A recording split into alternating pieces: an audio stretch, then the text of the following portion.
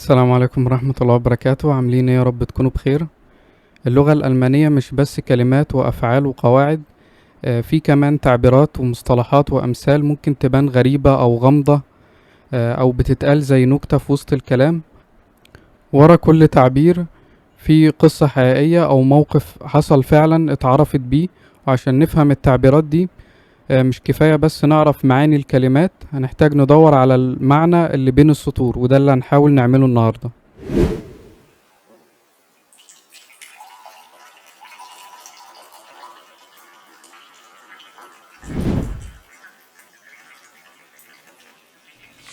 في مثل ألماني بيقول jemandem einen Bären aufbinden.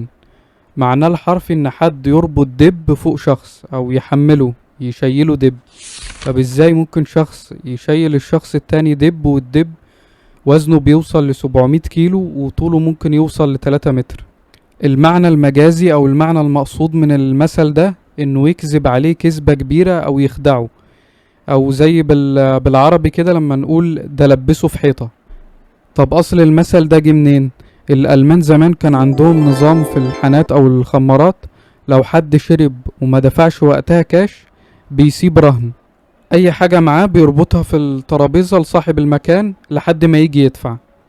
فكلمة دب اللي هي بالألماني بيا كانت في الأصل بتتقال با، يعني حمل أو شيلة أو عبء.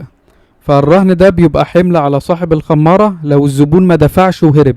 فكلمة با اللي هي حمل كانت في الأصل بيع اللي هي دب، بس مع الوقت اتحرفت عشان الكلمتين شبه بعض. أو بيقولوا إن الصيادين كانوا بيربطوا الرهن ده من الصيدة اللي اصطادوها، فالمبالغة بقت إنه اصطاد دب وربطوا وسابوا رهن. الرأي التاني إن أصل المثل ده هو المبالغة، بس إن واحد بيقول هيربط لك دب فوق ظهرك، فأكيد كذب.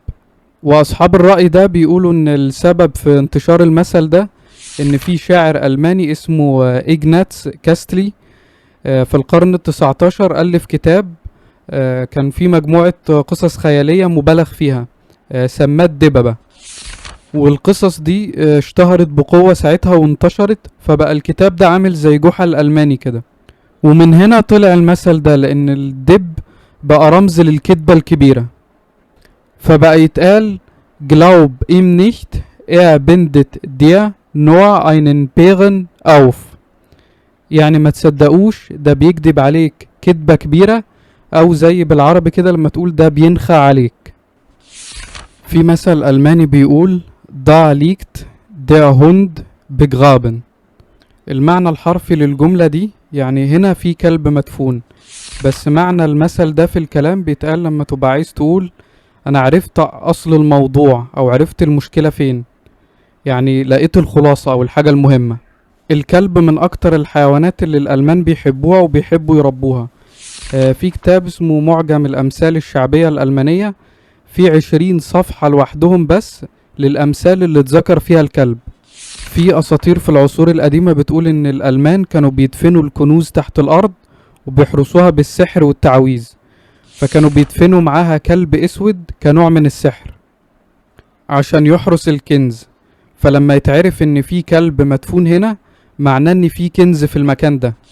فمن هنا طلع المثل ده، الكلب مدفون هنا، يعني معناه ان هنا الحقيقة او الحاجة المهمة. فممكن في محادثة عادية يتقال المثل ده Warum fühlst du dich immer müde؟ ليه دايما حاسس بالتعب؟ Ich schlafe kaum 4 Stunden pro Nacht, da liegt der Hund begraben. ما بنامش ال4 ساعات في اليوم، ودي هي أصل المشكلة. المثل الثالث بيقول den Teufel an die Wand malen. المعنى الحرفي للجملة إن حد بيرسم الشيطان على الحيطة، بس معنى المثل ده بيتقال لما حد يتشائم أو يتوقع الأسوأ، فبتقوله بطل تشاؤم او ما ترسمش الشيطان على الحيطة. اصل المثل ده جه من العصور الوسطى، كانوا بيعتقدوا ان لما حد يرسم صورة الشيطان على الحيطة يبقى كده بيحضر الشيطان وبيستدعيه، والشيطان هيحضر له ويجلب له الشر. فبقوا لما حد يتشائم او يتوقع الاسوأ والمشاكل يقولوا له ما ترسمش الشيطان على الحيطة، يعني زي بالعربي ما تفولش. مال den Teufel nicht an die Wand، يعني ما ترسمش الشيطان على الحيطة أو بطل تشاؤم. المثل الرابع بيقول mit jemandem ist nicht gut Kirschen essen. المعنى الحرفي للجملة إن فلان صعب تاكل معاه كريز، بس معنى المثل ده إن فلان متكبر ومغرور وعدواني صعب تتعامل معاه. أصل المثل ده إن في العصور الوسطى كانت فاكهة الكريز نادرة جدا وغالية، فكان بياكلها الأغنياء بس في الأعداد بتاعتهم ومع الناس اللي بيحبوهم وبيعزوهم بس. والألمان كانوا لما حد يرمي نوى الكريز أو العود بتاع الكريز على حد معناه إنه بيطرده ومش عايزه يقعد معاه لأن هو مش من مستواه.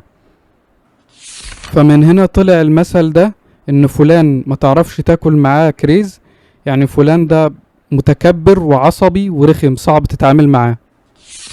مثال على ده Ich dachte, sie sei nett, aber mit ihr ist ich nicht gut Kirschen essen. كنت فاكراها لطيفة بس طلع التعامل معاها صعب جدا. المثل الخامس والأخير بيقول Ich verstehe nur Bahnhof. المعنى الحرفي للجملة أنا مش فاهم غير كلمة محطة القطر، بس معنى المثل ده بيتقال لما يبقى عايز يقول انا مش فاهم ولا حاجة من اللي بيتقال، او عايز يقفل الكلام ويقول انا مش عايز اتكلم في مواضيع تانية دلوقتي. اصل المثل ده جه من قصة في اخر الحرب العالمية الاولى. كان الجنود الالمان مرهقين وتعبانين جدا من الحرب الطويلة، وكانوا كل اللي بيفكروا فيه هو الرجوع للبيت، انه يوصل المحطة البانهوف ويركب القطر ويروح.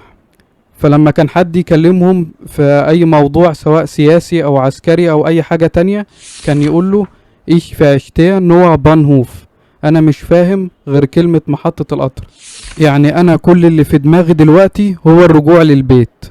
فمن هنا طلع المثل ده وبقوا الالمان بيقولوه في حياتهم اليومية لما يبقى عايز يقول انا مش فاهم حاجة، او لو عايز يقول انا فصلت خلاص ومش قادر اتكلم دلوقتي. Ich verstehe nur Bahnhof.